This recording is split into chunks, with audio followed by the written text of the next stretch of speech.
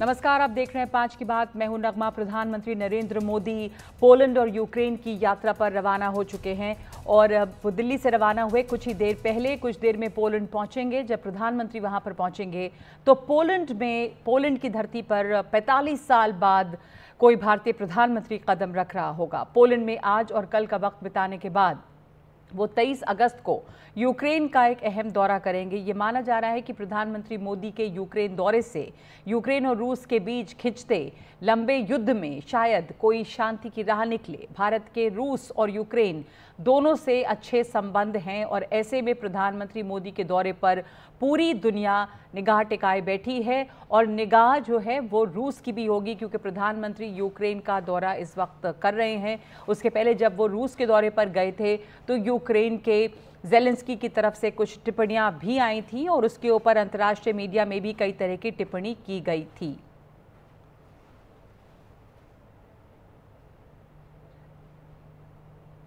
प्रधानमंत्री मोदी 23 तारीख को पोलैंड से यूक्रेन की राजधानी कीव के लिए रवाना होंगे। ये बहुत ख़ास है कि प्रधानमंत्री मोदी ने यात्रा यूक्रेन की लग्जरी ट्रेन फोर्स 1 से कर रहे हैं।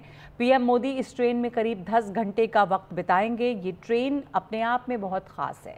तो आपको दिखा रहे हैं कि ये जो ट्रेन है वो किस तरह की ट्रेन है। स्पेशल ट्रेन है ये और स्पेशल ट्रेन से वॉर जोन में जाएंगे प्रधानमंत्री मोदी, यानी कि पोलैंड से वो यूक्रेन जा रहे हैं। लग्जरी ट्रेन से यूक्रेन पहुंचेंगे। ये जो स्पेशल ट्रेन है फोर्स 1 कहा जाता है उसे। वॉर जोन में हवाई यात्रा से परहेज किया जाता है और इसलिए ट्रेन से वो ये यात्रा कर रहे हैं। बाइडन, मैक्रोन, स्कोल्स भी इस ट्रेन की सवारी कर चुके हैं। ये ट्रेन काफ़ी सुरक्षित है और तमाम सुविधाओं से लैस है, जिसे फोर्स 1 कहते हैं। 2014 में बनाई गई थी स्पेशल ट्रेन फोर्स 1। क्राइमिया से आने वाले पर्यटकों के लिए बनी थी ये ट्रेन। क्राइमिया पर रूस के कब्जे के बाद ट्रेन का दूसरा इस्तेमाल ये हो रहा है कि तमाम देशों के जो बड़े लीडर्स हैं वो वॉर जोन में जाने के लिए इसका इस्तेमाल कर रहे हैं। रूस यूक्रेन युद्ध के बाद विदेशी नेताओं को लाने ले जाने में इस ट्रेन का फोर्स 1 का इस्तेमाल हो रहा है। भारत और पोलैंड, क्योंकि पोलैंड का दौरा कर रहे हैं प्रधानमंत्री पहले और 45 साल के बाद है कि कोई भारतीय प्रधानमंत्री पोलैंड के दौरे पे हैं, तो भारत और पोलैंड के बीच में किस तरह का रिश्ता रहा है, कारोबारी रिश्ता, ये बहुत अहम है। पोलैंड मध्य और पूर्वी यूरोप में भारत का सबसे बड़ा निवेश साझेदार है। वहाँ पे इन्वेस्टमेंट है, भारतीय इन्वेस्टमेंट है। 2022-23 में दोनों देशों के बीच में 5.72 अरब डॉलर का द्विपक्षीय कारोबार रहा था। पोलैंड को भारत का निर्यात जो है वो 3.96 अरब डॉलर का है और पोलैंड से भारत में जो आयात किया जा रहा है वो 1.76 अरब डॉलर है। पोलैंड में भारतीय निवेश 3 अरब डॉलर है और भारत में पोलैंड का निवेश 68.5 करोड़ डॉलर है। तो पोलैंड और भारत के जो रिश्ते हैं वो पुराने हैं। 1954 में दोनों देशों के बीच में कूटनीतिक रिश्ते बने थे। ये कूटनीतिक तौर पे काफ़ी अहम है। आपको बता दें कि 1954 में बने पहली बार कूटनीतिक रिश्ते और भारत में पोलैंड का दूतावास खुला। 1957 में पोलैंड के वॉर्सो में भारतीय दूतावास खुला। दूसरे विश्व युद्ध में भारत में 6000 पोलिश नागरिकों ने शरण ली थी। भारत के राष्ट्रपति, उपराष्ट्रपति और प्रधानमंत्री पोलैंड जाते रहे हैं। मोरारजी देसाई पोलैंड जाने वाले वैसे आखिरी प्रधानमंत्री रहे, क्योंकि उसके बाद इंदिरा गांधी और नेहरू भी उनके पहले पोलैंड गए थे, लेकिन मोरारजी देसाई के बाद कोई पोलैंड नहीं गया। 45 साल के बाद भारतीय प्रधानमंत्री पोलैंड गए हैं। 2017 में उपराष्ट्रपति हामिद अंसारी ने पोलैंड का दौरा किया था और 2009 में राष्ट्रपति प्रतिभा पाटिल भी पोलैंड गई थीं। इसके अलावा आपको बता दें कि यूक्रेन का जो दौरा है प्रधानमंत्री का, वो भी कूटनीतिक तौर पर बहुत अहम दौरा है। रूस और यूक्रेन का युद्ध चल रहा है और लंबा खिंचा है ये युद्ध। इस बीच रूस और यूक्रेन जो है वो पूरा इलाका एक वॉर जोन है और इस बीच में प्रधानमंत्री का ये दौरा हो रहा है। जुलाई में प्रधानमंत्री इससे पहले रूस के दौरे पर गए थे और उस वक्त रूस के दौरे पर भी जब प्रधानमंत्री गए थे तो पूरी दुनिया की नज़र इस पर टिकी थी। प्रधानमंत्री ने तब भी युद्ध रोकने की खुलकर वकालत की थी। पुतिन के सामने उन्होंने कहा था कि युद्ध रुकना चाहिए। तब ज़ेलेंस्की ने प्रधानमंत्री के रूस दौरे की सख्त आलोचना की थी और अमेरिका को भी प्रधानमंत्री मोदी के दौरे पर ऐतराज था, लेकिन अब यूक्रेन के दौरे पर रूस की खास नजर रहेगी। प्रधानमंत्री के सामने एक चुनौती है कि दोनों देशों के बीच संतुलन बनाएं, संतुलन साधें, क्योंकि भारत के रिश्ते यूक्रेन और रूस दोनों से अच्छे हैं। ये ज़रूर है कि रूस के साथ ऐतिहासिक रिश्ते रहे हैं भारत के। तो क्या प्रधानमंत्री ज़ेलेंस्की को भी प्रधानमंत्री मोदी युद्ध रोकने की सलाह देंगे? क्या प्रधानमंत्री मोदी अमेरिका को भी संदेश देंगे? मॉस्को से कीव तक संपर्क साधने वाले अकेले राष्ट्राध्यक्ष हैं प्रधानमंत्री मोदी।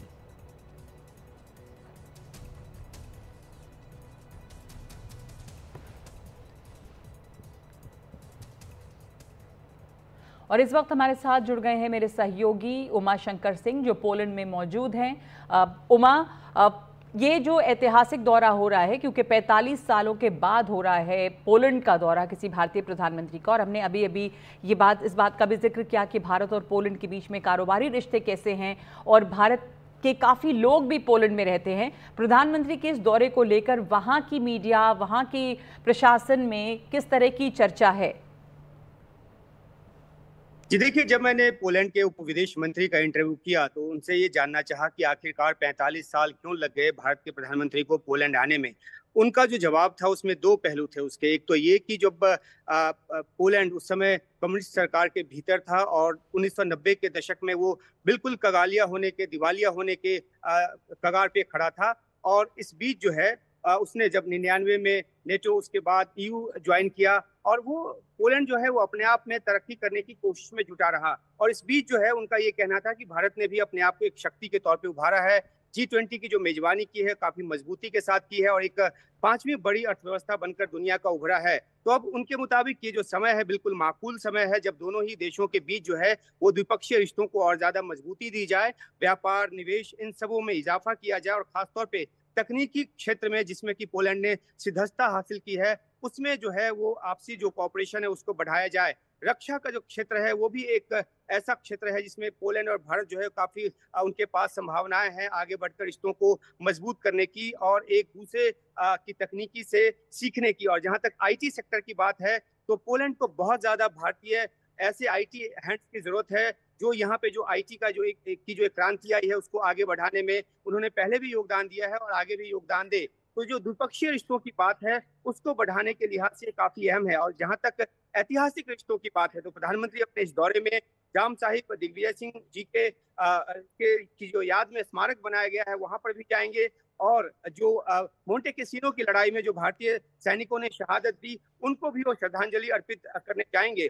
इन सब बातों की जो पृष्ठभूमि है वो ये बताती कि किस तरीके से जो एक ऐतिहासिक रणनीतिक तौर पे भारत और पोलैंड के आपसी रिश्ते रहे हैं उसको और ज्यादा तवज्जो देने का जो मौका है वो आ गया है। तो प्रधानमंत्री यहाँ जो पोलैंड में वहाँ के राष्ट्रपति से भी मुलाकात करेंगे, प्रधानमंत्री से भी मुलाकात करेंगे, डेलीगेशन स्तर की बातचीत होगी और भारतीय समुदाय को भी संबोधित करेंगे। आपने जिक्र किया कि बड़ी तादाद में यहाँ भारतीय रहते हैं, 45,000 के आसपास जो है वो भारतीय समुदाय के लोगों की यहाँ पर तादाद है, और वो अलग अलग सेक्टर्स में जो है अपने योगदान को दे रहे हैं। और उनको भी इस बात की उम्मीद है कि प्रधानमंत्री के इस दौरे के बाद जो है कुछ नीतिगत ऐसे बदलाव होंगे जिससे पोलैंड में उनके लिए काम करना और ज्यादा आसान होगा। तो ये तो बात हुई पोलैंड की, लेकिन जो दुनिया की निगाह लगी हुई है वो प्रधानमंत्री के यूक्रेन दौरे पर लगी हुई है। और इस वक्त मैं कीव में हूँ जहां प्रधानमंत्री 23 तारीख को यहाँ पर आएंगे और तकरीबन 8 से 10 घंटे यहाँ पर बिताएंगे। सुरक्षा वजहों से उनके कार्यक्रम का जो ब्यौरा है वो पेश नहीं किया गया है, वो जारी नहीं किया गया है,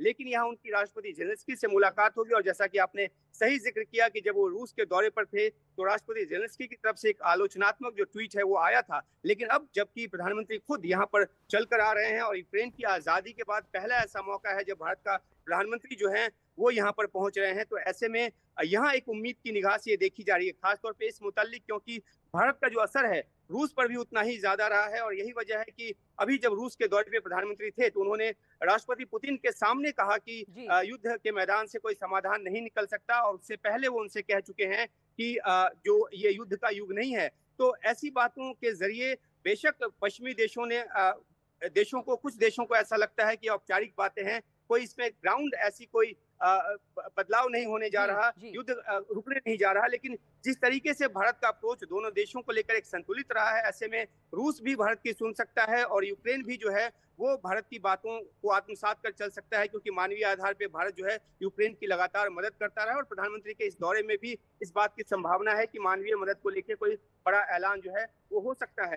तो यहाँ प्रधानमंत्री के पहुंचने के बाद इस बात की उम्मीद जताई जा रही है कि क्या शांति प्रस्ताव को लेकर किसी तरह की कोई चर्चा और बात आगे बढ़ेगी। जी उमा। हालांकि एक तबका है जो मानता है कि एक बैलेंसिंग एक्ट है, इसमें ज्यादा कुछ नहीं निकलने वाला, लेकिन बहुत सारे ऐसे लोग हैं, बहुत सारे ऐसे एक्सपर्ट्स हैं जिनको लगता है कि मौजूदा माहौल में भारत ही एक ऐसा देश है जो निष्पक्ष एक नीति लेकर चल रहा है और इस वजह से एक एक एक जो संभावना है वो हमारे बनती है। साथ तो देखना होगा उमा। कि जब 23 जी तारीख को बिल्कुल यहाँ पे आपने सही प्रधानमंत्री कहा होंगे कि तो देखना इस होगा दिशा में कि बात इस तरीके से आगे।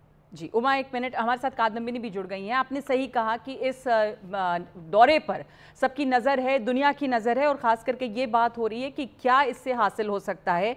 जैसे प्रधानमंत्री ने कादम्बिनी जब वो रूस गए थे तो इंटरनेशनल मीडिया में कई तरह की इसको लेकर क्रिटिकल टिप्पणियां आई थी और ज़ेलेंस्की ने भी टिप्पणी की थी। अब प्रधानमंत्री यूक्रेन भी जा रहे हैं कादम्बिनी, तो ये नज़र सबकी रहेगी कि क्या किस तरह का बैलेंसिंग एक्ट हो सकता है। कुछ देर पहले प्रधानमंत्री रवाना हुए हैं, आपसे ये भी जानना चाहूंगी कि उनके एजेंडे पे क्या है इस वक्त यूक्रेन और पोलैंड के दौरे में।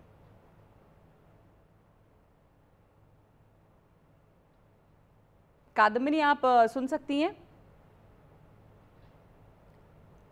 मैं वापस लौटूंगी कादम्बिनी के पास। हमारे साथ हमारे ख़ास मेहमान भी मौजूद हैं, पहले हम उनके पास चलते हैं।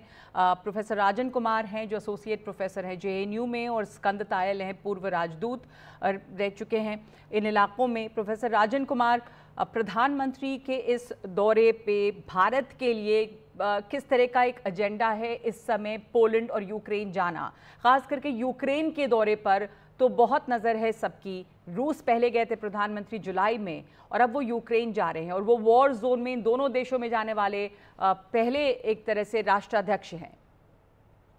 जी नगमा, शुक्रिया मुझे बुलाने के लिए। मैं बता दूं कि ये जो यात्रा है कई मायनों में बहुत ही महत्वपूर्ण है, एक तरह से हिस्टोरिक भी है। उसके कई कारण हैं। एक तो कि द्विपक्षीय जो वार्तालाप की बात की उमा शंकर जी ने, की अभी बात आपको बताया कि ट्रेड इश्यूज हैं, दूसरे जो कल्चरल और हिस्टोरिकल इश्यूज हैं। लेकिन जो ये यात्रा महत्वपूर्ण है प्रधानमंत्री की, वो तीन चार कारणों से बहुत बहुत ही महत्वपूर्ण है। एक तो कि पहली बार आप देखेंगे कि यूक्रेन जब से इस्टेब्लिश हुआ है उसके बाद से कोई भी प्रधानमंत्री भारत का वहाँ पे नहीं गया। 1991 में जब सोवियत यूनियन के विघटन के बाद उसकी स्थापना हुई थी, तो एक तो उस मायने से हिस्टोरिक है। दूसरा कि ठीक एक महीना पहले प्रधानमंत्री वहाँ पे जाते हैं, मॉस्को जाते हैं और पुतिन के साथ उनकी वार्तालाप होती है। और उसके बाद एक तरह से ये भी बताया जा रहा था कि शायद जो भारत का झुकाव जो है रूस की ओर ज्यादा होता जा रहा है। तो एक जो एक्ट ऑफ बैलेंसिंग की बात होती है, तो ये बताने की कोशिश हो रही है कि हम रूस से करीब हैं, लेकिन इसका मतलब यह नहीं होता कि हम यूक्रेन के जो इशू हैं या जो पश्चिमी देशों के साथ हमारे संबंध है उसको खराब करें। यानी एक्ट ऑफ बैलेंसिंग, एक संतुलन स्थापित करने की जो कोशिश हो रही है। तीसरी बात यह भी अभी हो रही है कि ये एक तरह से पीस बिल्डिंग एक्सरसाइज हो सकता है। कहने का मतलब यह है कि प्रधानमंत्री ने अभी रूस में बातचीत की है, अब वो यहाँ पे बातचीत करेंगे यूक्रेन में और पोलैंड में बातचीत करेंगे कि किस ढंग से जो युद्ध चल रहा है उसको किस ढंग से वहाँ पे कम से कम अगर रोका नहीं जाए, सीज फायर नहीं स्टैब्लिश किया जाए, तो कम से कम टेम्परेचर जो है उसको, तनाव को कैसे कम किया जा सकता जी है, जी। इस मायने से इंपॉर्टेंट। लेकिन एक और महत्वपूर्ण कारण है जिसके कारण से यह विजिट मेरे हिसाब से बहुत ही महत्वपूर्ण है। आप देखेंगे जब से उत्तर शीत युद्ध के बाद के समय 1991 के बाद से अगर मैं बात करूं, तो ऐसा कभी कोई मामला नहीं आया था जब कोई दो देशों के बीच में युद्ध चल रहा हो और भारत ने उसमें इंटरवीन करने की कोशिश किया हो या उसमें निगोशिएशन की बात की हो। भारत की पॉलिसी, विदेश नीति जो थी, उसमें कोई भी ऐसा एग्जाम्पल आपको नहीं देखा। अफगानिस्तान में भी भारत ने ऐसा करने की कोशिश नहीं किया था। लेकिन यह पहली बार आप ऐसा देख रहे हैं कि यूक्रेन में जाके ये अभी प्रधानमंत्री वहाँ पे जो निगोशिएशन की बात करते हैं या सीज फायर की बात करते हैं या यह भी बात करते हैं कि ये युद्ध का समय नहीं है, वार्तालाप और निगोशिएशन का समय है।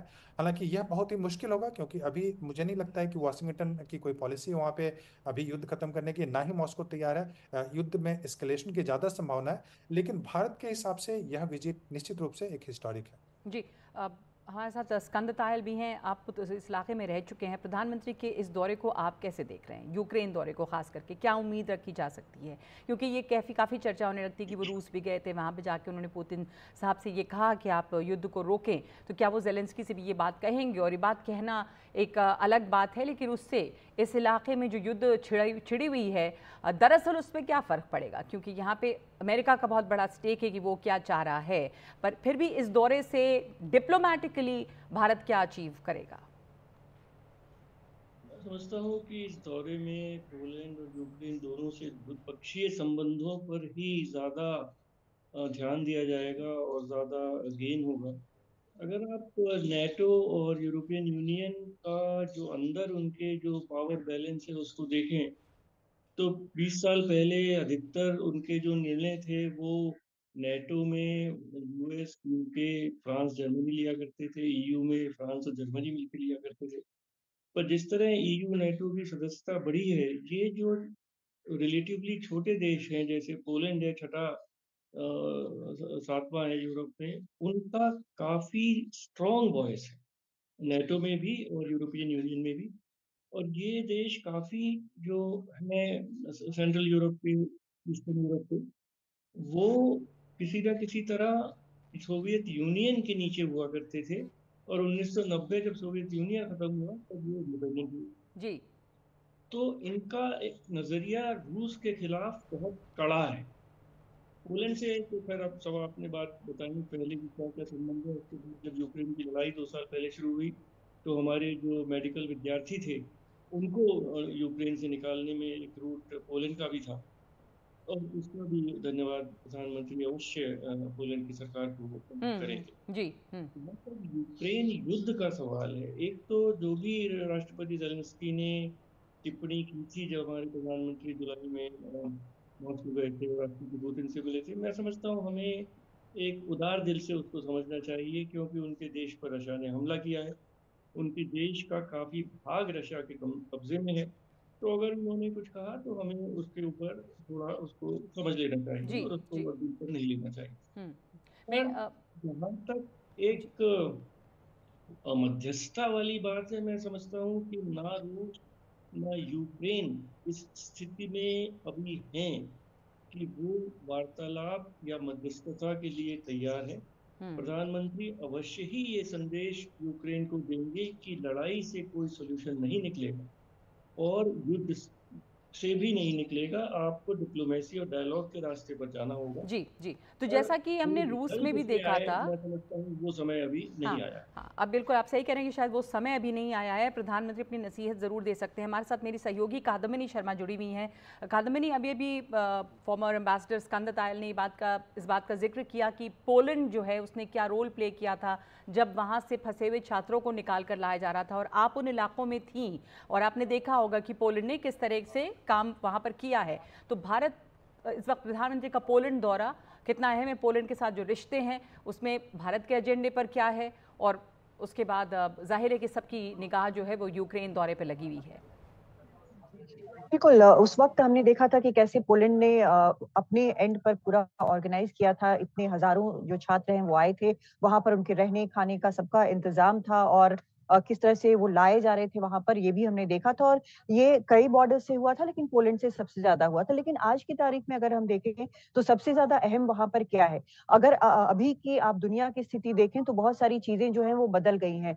अमेरिका जो है वो ये उम्मीद करता है कि उसके साथ जो है वो देश खड़े हों और बोलें कि वो रूस के खिलाफ है। भारत एक यहाँ पर अगर देखें तो एक एक्सेप्शन है, वो नहीं कहता है। तो एक तरफ तो कहीं ना कहीं नाराजगी है रूस से करीब होने के लिए और सीधे तौर पर अपना समर्थन यूक्रेन के प्रति नहीं दिखाने के लिए, पश्चिम की तरफ असल में नहीं दिखाने के लिए। लेकिन कहीं ना कहीं एक उम्मीद भी है कि भारत अगर दोनों से लाइन ऑफ कम्युनिकेशन जो है वो खुला हुआ है तो दोनों से वो बात कर सकता है। तो ये दो तरफ की बात वहां पर जरूर है। जहां तक पोलैंड का सवाल है तो पोलैंड से रिश्ते, एक ये भी पहलू है कि रिश्ते इस प्रकार के हैं कि हमेशा फ्रेंडली रहे। चाहे वो 1939 की हम बात करें, जब पोलैंड के फ्रीडम की बात होती है, जब वहां जर्मन फोर्सेस ने ऑक्यूपाई किया था, सोवियत फोर्सेस ने, उसके साथ एक स्लोवाक टुकड़ी भी थी, जब ऑक्यूपाई किया था उस वक्त भी नेहरू हो या गांधी हो, उन्होंने पोलैंड के फ्रीडम की बात की थी। उसके बाद हमने कोल्ड वॉर का एरा देखा था, वहां पर कम्युनिस्ट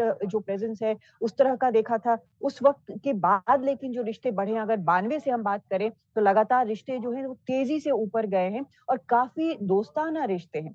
लेकिन आज वो ये भी सही बात है कि पोलैंड जो है वो एक तरह से यूरोप के लिए, ईस्ट यूरोप के लिए एक ऐसा दरवाजा है जो भारत चाहता है कि वो पूरी तरह से खुला रहे और उसके कारण वो आगे भी बढ़ सके। हमने देखा है पिछले कुछ वक्त में, कम से कम इस सरकार में हमने देखा है कि ऐसे भी देश जहां पर बहुत सालों से पीएम नहीं गए हों, हाईएस्ट लेवल पर विजिट नहीं हुआ हो, वो वहां पर जा रहे हैं। एक नई तरह की जो दोस्ती है, एक नई तरह का इंटरेस्ट है और एक समावेशी जो एक पॉलिसी जो आगे आई है उसको लेकर और ज्यादा एनर्जाइज्ड अभी सरकार दिख रही है। और पोलैंड भी, इससे पोलैंड को भी फायदा है, भारत को भी फायदा है, हर प्रकार से, चाहे वो डिफेंस हो, ट्रेड हो, सब प्रकार से फायदा है। और पीपल टू पीपल तो है ही, जैसा आपने भी बोला कि स्टूडेंट्स जो हैं वहां पर, पहले जो यूक्रेन में मौजूद थे उसमें से काफी स्टूडेंट्स जो हैं वो अगल बगल के देशों में और पोलैंड में भी गए। आपने सही कहा कि हर क्षेत्र में भारत और पोलैंड दोनों के लिए फायदेमंद है ये रिश्ता। बहुत धन्यवाद आपका। और हमारे साथ जो मेहमान बने हुए हैं वो भी हमारे साथ हैं। लेकिन एक बार हम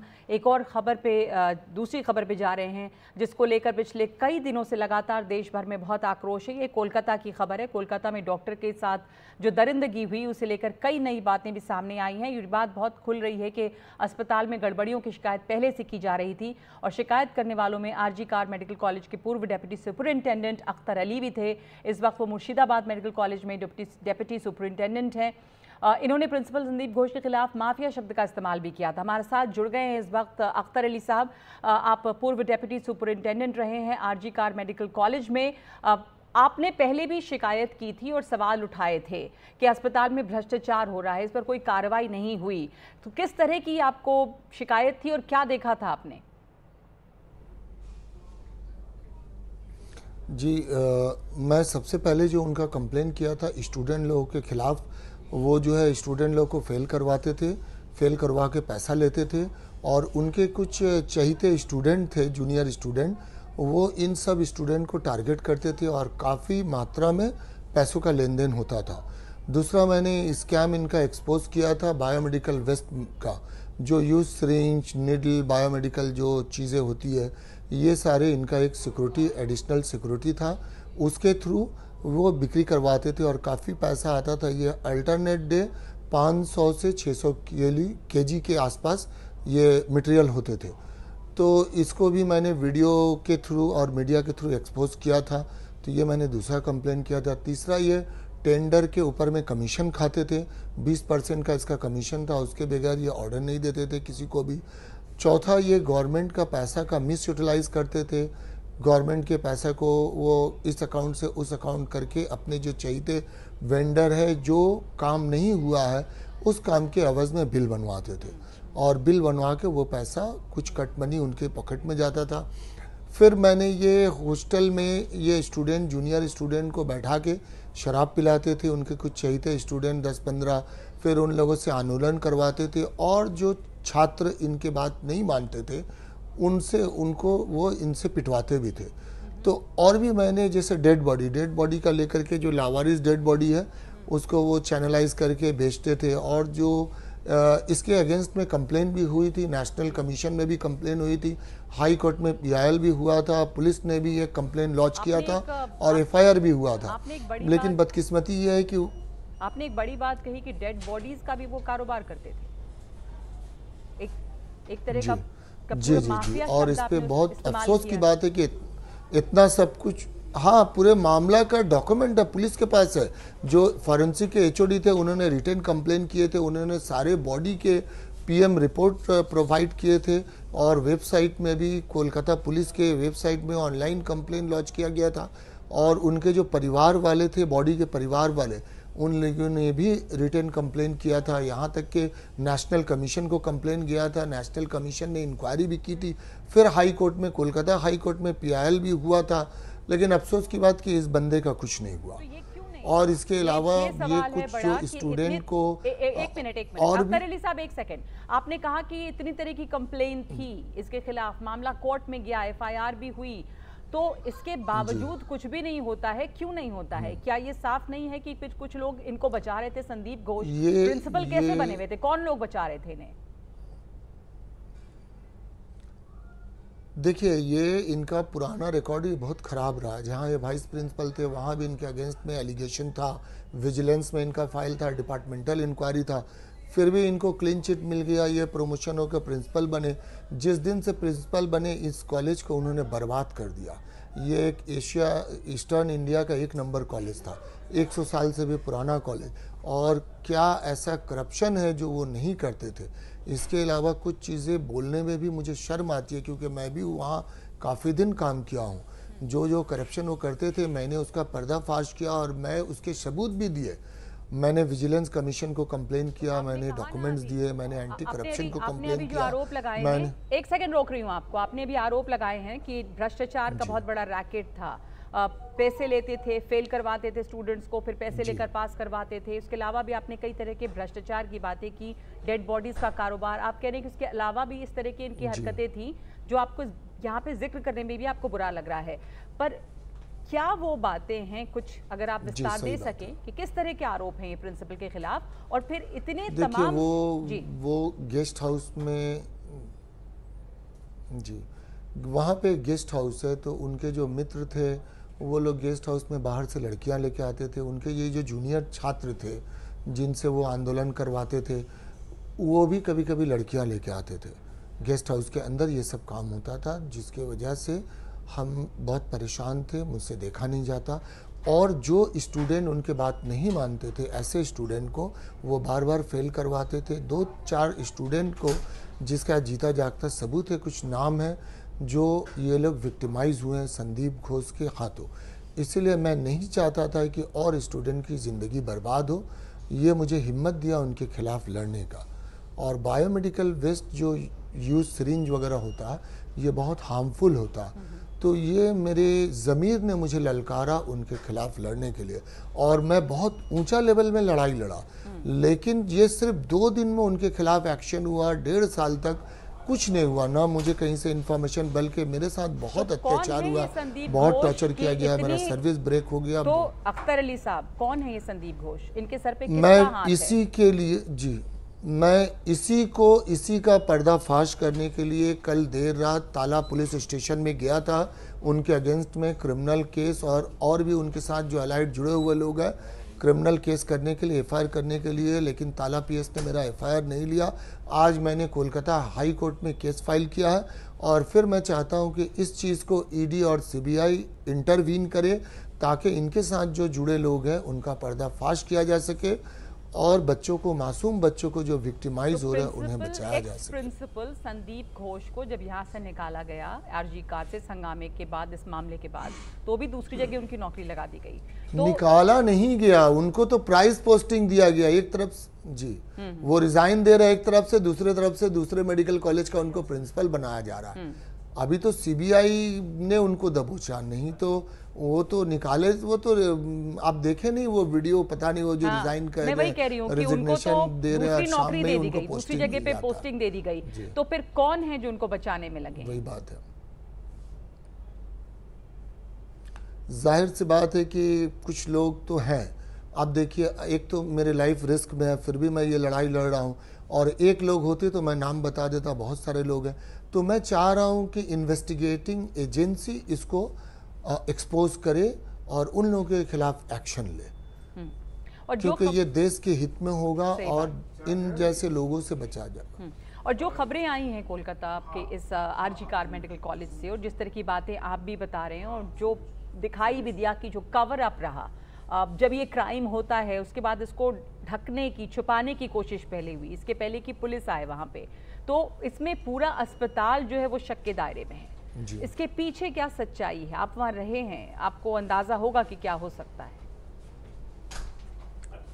देखिए, पहले तो अच्छा होता है कि अगर इस आदमी को, संदीप घोष को, कस्टडी में लेकर के इन्वेस्टिगेशन कर दे, क्योंकि आप अगर पोस्ट पे होते हैं तो ऐसा हो सकता है कि आप बहुत सारा विटनेस टैम्पर कर सकते हैं। तो इमीडिएट अगर इसको डिटेन कर लेता, कस्टडी में ले लेता, तो उनको मौका नहीं मिलता सबूत छेड़छाड़ करने का, क्योंकि ये बहुत बड़ा सवाल है कि सेमिनार रूम का वाल क्यों तोड़ा गया। और जहाँ तक मेरे नॉलेज में है, मैं तो काफ़ी साल उस कॉलेज में रहा हूँ, सेमिनार रूम जिस जगह पे वो बहुत सिक्योर है, वहाँ किसी का जाना भी ये आम बात नहीं है। संजय राय वहाँ तक पहुँचा कैसे?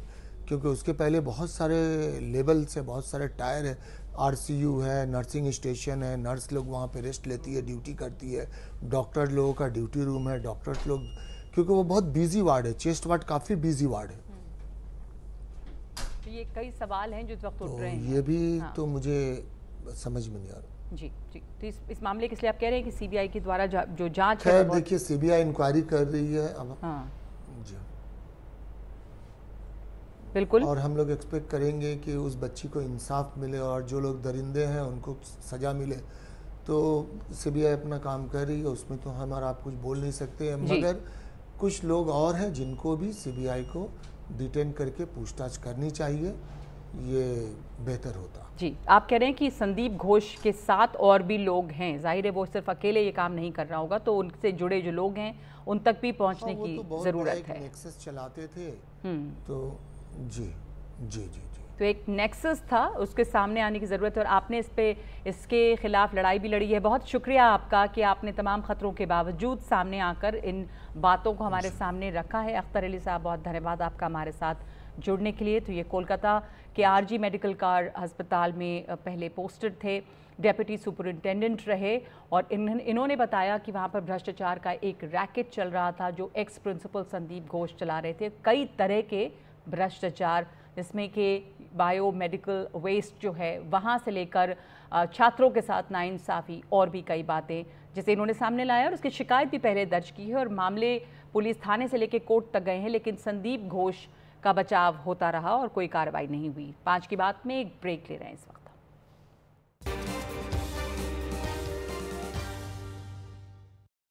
तो हमारे साथ इस वक्त जुड़े हुए हैं जेएनयू के associate professor Rajan Kumar. Professor Rajan Kumar प्रधानमंत्री पोलैंड यानी कि वॉर्सो, वहाँ की राजधानी पहुँच रहे हैं, और उसके बाद वो यूक्रेन भी जाएंगे। पोलैंड के साथ जो ये दौरा हो रहा है उसके बारे में आपने बताया, बहुत ऐतिहासिक है और अपनी उसकी अहमियत है, हमारा कारोबारी रिश्ता है भारत पोलैंड के बीच में, दोनों के लिए फ़ायदेमंद है। यूक्रेन जब वो जाएंगे, उसके पहले रूस भी गए थे, और रूस के साथ भारत के जो कल्चरल टाइज़ रहे हैं, हिस्टोरिकल टाइज़ हैं, डिफेंस टाइज़ हैं, उस भी, और यूक्रेन के भी जहाँ पे ह्यूमन राइट्स और चीज़ों की बात है, तो भारत हमेशा युद्ध के ख़िलाफ़ रहा है। बट इस वक्त यूक्रेन का दौरा जो है उससे क्या भारत के एजेंडे पे हो सकता है, क्या इसके लिए डिलीवरेबल्स हो सकते हैं? देखिए, ये बहुत ही अहम सवाल है, क्योंकि लोगों में ये इस ढंग का एक ऐसा लग रहा है कि अभी जो समय है वार्तालाप का समय नहीं है, जिस ढंग से वहाँ पे युद्ध जिस हिसाब से बढ़ते जा रहे हैं, वैसे में प्रधानमंत्री का विजिट के क्या मायने हो सकते हैं, इसके डिलीवरेबल क्या हो सकते हैं जिसकी आप बात कर रही हैं। तो देखिए, भारत ने अपनी विदेश नीति में, और जब भी भारत की जो वार्तालाप होती थी इंटरनेशनल ऑर्गेनाइजेशन में या दूसरी जगहों पे, तो 2 बातों पे बहुत जोर देता था, और वो अभी भी यूक्रेन के लिए बहुत बहुत ही महत्वपूर्ण है। भारत ने बोला कि sovereignty of a country should be respected. इसका मतलब कि जो किसी भी छोटे देश हो, उसकी संप्रभुता को रोकना हमें बचाना चाहिए, और उस पे कोई भी शक्तिशाली देश उस पे एनक्रोच नहीं करे। इस ढंग की बात भारत ने यूनाइटेड नेशन में की है। इस ढंग की बात जो भी हमारे जो मल्टीलैटरल एग्रीमेंट्स हुए हैं, जैसे कि G20 में भी किया है इसने। और दूसरा एक अहम मुद्दा यह भी है कि, और जिसकी बात हमारे एक्सटर्नल अफेयर्स मिनिस्टर भी पहले कह चुके हैं, कि चूंकि रशिया एक न्यूक्लियर देश है, तो भारत ने पहले भी यह बोला है कि कोई भी न्यूक्लियर देश, अगर कोई नॉन न्यूक्लियर देश होता है, तो उसको न्यूक्लियर इंस्ट्रूमेंट के माध्यम से थ्रेटन नहीं करे या उसके प्रयोग की बात नहीं करे। तो ये जो 2 इंपॉर्टेंट बात है, ये प्रधानमंत्री उनको कन्वे करेंगे, और यूक्रेन के लिए बहुत ही महत्वपूर्ण है। तीसरी जो सबसे अहम बात हो सकती है कि ये युद्ध तो आज चल रहा है, लेकिन कभी न कभी रुकेगा, ये समय लगेगा। तो उसमें जो ह्यूमैनिटेरियन एस्पेक्ट्स हैं, कि जो रिकंस्ट्रक्शन की एक्टिविटी है, उसमें भारत क्या रोल प्ले कर सकता है। कि वहाँ पे अभी बोला जा रहा है कि लगभग 400 से 500 बिलियन डॉलर वहाँ पे इन्वेस्ट करने की जरूरत होगी यूक्रेन को पुनः बनाने में, जितना कि उनका डैमेज हो चुका है। तो वैसे में भारत जो रोल प्ले कर सकता है उसकी बात होगी। और इसके अलावा जो हमारे जो अपने यूक्रेन के साथ संबंधित, मैं बता दूं कि यूक्रेन के साथ भी हमारे डिफेंस कोऑपरेशन बड़े अच्छे थे। बहुत सारे चीज जो कि सोवियत यूनियन में हम इंपोर्ट करते थे, डिफेंस प्रोडक्ट की मैं बात करता हूँ, वो रूस से इंपोर्ट करते थे, लेकिन उसके जो छोटे छोटे आइटम्स हैं वो यूक्रेन से इंपोर्ट करते थे। यूक्रेन में जब से क्राइसिस हुआ तो हमारे हमारे जो डिफेंस फोर्सेस है उनके लिए सबसे बड़ी मुसीबत हो गई कि वो चीज जो कि यूक्रेन से आता था वो पूरा बंद हो गया। तो उन सारी चीजों पे बातचीत हो सकती है। फिर आप जानते हैं कि यूक्रेन के साथ और पोलैंड दोनों के साथ हिस्टोरिकली हमारे संबंध बहुत अच्छे रहे। मैं अगर पोलैंड की बात करूं तो जो वार्सो पैक्ट है, वार्सो पैक्ट था जो कि नाटो के, देखिए इतिहास कैसे बदलता है 70 साल में ही, आप इसको देखें कि वार्सो पैक्ट जो था वो था नाटो के अगेंस्ट में जो संधि हुई थी, जो सोवियत यूनियन ने किया था, वो पैक्ट था जिसमें पोलैंड और वार्सो एक सेंट्रल फिगर था उसमें। और उसके बाद तो वार्सो पैक्ट के समय हमारे जो उनके साथ, चूंकि सोवियत यूनियन से संबंध अच्छे थे, तो वार्सो पैक्ट के जो कंट्री थे उनके साथ हमारे संबंध बहुत ही अच्छे थे। और उसके जो जो जो शीत युद्ध के बाद के जो आपने बताया, आपके जो उमा शंकर जी बता रहे थे कि पोलैंड की स्थिति 1980s, लेट 1980s और 1980s में इकोनॉमिकली, 1990s में इकोनॉमिकली काफी खराब हो गई थी। उसके बाद से हमने एक इंडिपेंडेंट उस ढंग से संबंध बनाने की कोशिश नहीं की।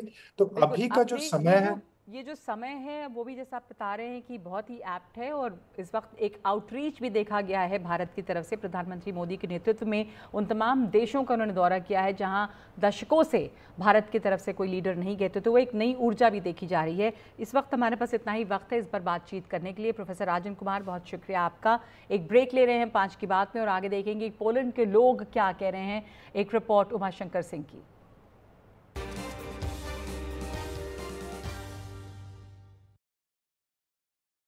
प्रधानमंत्री मोदी कुछ देर पहले रवाना हुए थे दिल्ली से पोलैंड के लिए, और वो पोलैंड की राजधानी वॉर्सो पहुंच गए हैं। ये तस्वीरें आ रही हैं वहां से, सीधी तस्वीरें। प्रधानमंत्री इस समय पोलैंड पहुंच चुके हैं। और पीएम मोदी के पोलैंड दौरे से यहां रहने वाले भारतीय समुदाय में काफ़ी उत्साह है। यहां ऐसे भी भारतीय हैं जो 2-3 दशकों से यहाँ रह रहे हैं, लेकिन किसी ने यहाँ भारत के प्रधानमंत्री को नहीं देखा, क्योंकि 45 साल के बाद कोई भारतीय प्रधानमंत्री यहाँ आ रहे हैं। भारतीय समुदाय उत्साह के साथ साथ उम्मीदों से भरा है। उनसे बातचीत की है उमा शंकर सिंह ने। पोलैंड की राजधानी वॉर्सो की ये ऊंची इमारतें यहाँ की तरक्की की कहानी कहती हैं, और ये तरक्की जो है ऐसे नहीं हुआ है। यहाँ इस तरक्की में भारतीय मूल के बहुत सारे लोगों का भी काफ़ी योगदान रहा है। हमारे साथ भारतीय मूल के 3 मेहमान यहाँ मौजूद हैं वॉर्सो में। सबसे बड़ी बात यह है कि भारतीय प्रधानमंत्री, उनका 45 साल बाद ये दौरा है यहाँ पोलैंड का।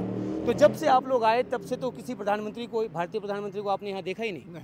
नहीं, खाली यहाँ पे प्रेसिडेंट प्रतिभा पाटिल जी आए थे 2009 में, लेकिन पीएम के लेवल पे तो आखिरी मोरारजी देसाई आए थे यहाँ पे 45 साल पहले। तो अब जब प्रधानमंत्री मोदी का ये दौरा है तो आपकी क्या उम्मीदें हैं और क्या अपेक्षाएं हैं? आपको क्या लगता है कि इस दौरे से क्या कुछ मिलेगा एक भारतीय समुदाय के सदस्य के तौर पे आपको, या पूरे भारतीय समुदाय को? पूरे भारतीय समुदाय को एक गौरव की बात है कि हमारे प्रधानमंत्री आज जिस मुकाम पे हैं और जिस मुकाम पे हमारे देश को ले गए हैं पिछले 12 सालों से, तो हमारे लिए तो गौरव की बात है कि उन ऐसी शख्सियत हमारे पास पोलैंड में आ रहे हैं। तो कौन सी आपकी अपेक्षा पूरी होने जा रही है इस दौरे से? देखिए, प्राइम मिनिस्टर के आने से तो 2 देशों का रिलेशन ही बढ़ जाता है। आपस में जो उनकी मुलाकातें होगी वहाँ पर, यहाँ के प्राइम मिनिस्टर से, यहाँ प्रेसिडेंट से, बिजनेस कम्युनिटी से, तो ये तो हमारे लिए बहुत ही अच्छी बात है। यहाँ से जरूर इन्वेस्टमेंट जाएगी इंडिया में। इमीडिएट नीड क्या है भारतीय समुदाय की? किस तरीके से उनको यहाँ आत्मसात करके चला जाता है, और क्या और ज़रूरत है जो प्रधानमंत्री के इस दौरे में जिस पे फोकस हो सकता है, जिसको आगे बढ़ाने की बात हो सकती है? देखिए जी, अभी जो सा व्यापार चल रहा है दोनों देश के बीच में, मेरे को पूरी उम्मीद है कि इस विजिट के बाद वो बढ़ेगा, क्योंकि बिजनेस हमेशा रहता है, लेकिन इस तरह की हाई लेवल विजिट से भी वो काफ़ी उससे इम्प्रूवमेंट आती है। उसके अलावा जो हमारे आसपास चल रहा है देश के, पोलैंड के देश के पास जो सा यूक्रेन है, उससे भी काफ़ी उम्मीद है कि प्राइम मिनिस्टर जी अगर उसके अंदर कुछ प्रस्ताव रखेंगे तो उम्मीद है कि उससे कुछ फ़र्क पड़े। जी, इनका इशारा है कि जिस तरह से यूक्रेन रूस युद्ध चल रहा है उसका जो एक निगेटिव इम्पैक्ट पड़ा, जिस तरह से भारतीय समुदाय के जो लोग हैं, जो छात्र हैं यूक्रेन से हज़ारों की तादाद में यहाँ आए और भारतीयों ने भी यहाँ उनको सहारा दिया, यूक्रेन के लोगों को भी सहारा दिया। तो अब एक ऐसे माहौल में जब 2-2.5 साल से ज़्यादा लंबा ये जो वॉर है वो खिंच चुका है, तो ऐसे में आपकी भी कुछ इस तरह की उम्मीद है कि कोई शांति प्रस्ताव लेकर जो हैं वो प्रधानमंत्री यहाँ आ रहे हैं, यहाँ से आगे भी जाएंगे, इस तरह की उम्मीद आपको भी है? हमको है, सारी डायस्पोरा को, इंडियन, ना सिर्फ हमको है, पोलैंड के वासियों को भी आज इस दौरे में हमारे प्रधानमंत्री श्री नरेंद्र मोदी जी को के लिए बहुत बहुत इज्जत है और उनकी भी यही उम्मीद है कि कुछ शांति प्रस्ताव ज़रूर का मौका मिलेगा। इंपोर्ट करते हैं, एक्सपोर्ट करते हैं चाइना के साथ यहाँ पे, तो आपको पॉलिसी लेवल पे किस तरह की उम्मीद है? मुझे पक्का है कि जब प्राइम मिनिस्टर जी यहाँ पर आएंगे, जब डिस्कस करेंगे, उनके साथ कोई बिजनेस डेलीगेशन भी आती रहेगी, हम सब प्रवासी भारतीयों से भी वो मिलेंगे, तो रिलेशन ज़रूर बढ़ेगा और बिज़नेस में हम सबको मदद मिलेगी। तमाम उम्मीदें हैं, तमाम अपेक्षाएं हैं और क्योंकि 45 साल बाद ये किसी भी भारतीय प्रधानमंत्री का दौरा है तो बहुत सारी जो उम्मीदें हैं वो एक साथ आ खड़ी हुई हैं। अब देखना है कि किन उम्मीदों को बल मिलता है, किन मुद्दों पे बात बनती है, बात आगे बढ़ती है और संबंध आगे बढ़ते हैं। तो ये जो नतीजा है वो आने वाला कल बताएगा, लेकिन इतना ज़रूर है कि यहाँ भारतीय समुदाय के लोगों में काफ़ी उत्साह है प्रधानमंत्री मोदी के इस दौरे से। वॉर्सो से Umashankar Singh, NDTV India.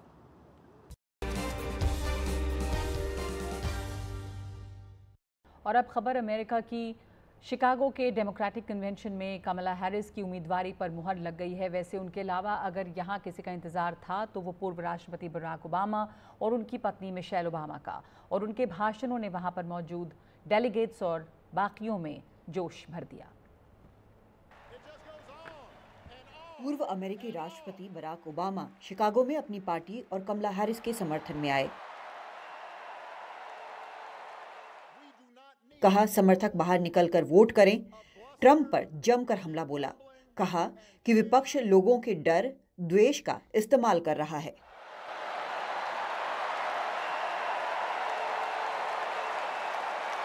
We do not need 4 more years of bluster and bumbling. हमें 4 और साल बड़बोलापन, अजीबोगरीब गलतियां और अव्यवस्था नहीं चाहिए। ये फिल्म हमने पहले भी देखी है। सीक्वल आमतौर पर और खराब होता है। अमेरिका एक नए चैप्टर के लिए तैयार है, बेहतर कहानी के लिए तैयार है। हम राष्ट्रपति कमला हैरिस के लिए तैयार हैं। America's ready for a better story. We are ready for a President Kamala Harris.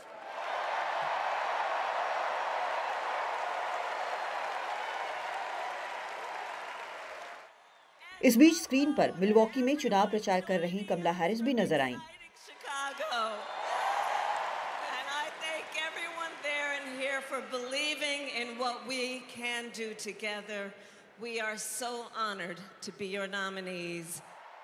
Barack से पहले बोलने वाली मिशेल ने डोनाल्ड ट्रंप पर तीखे वार किए। उनकी नौकरियों को लेकर, अबॉर्शन के अधिकार को लेकर बयानों और उनके नेतृत्व को लेकर भी। मैं ये जानना चाहती हूँ कि उन्हें ये कौन बताएगा कि जिस नौकरी को वो पाने की कोशिश कर रहे हैं वो असल में एक ब्लैक व्यक्ति की है। अब बस गुरुवार को कमला हैरिस के यहाँ आने का इंतजार है। दिल्ली से कादम्बिनी शर्मा, NDTV इंडिया। तो अब 5 की बात में आज के लिए इतना ही। नमस्कार।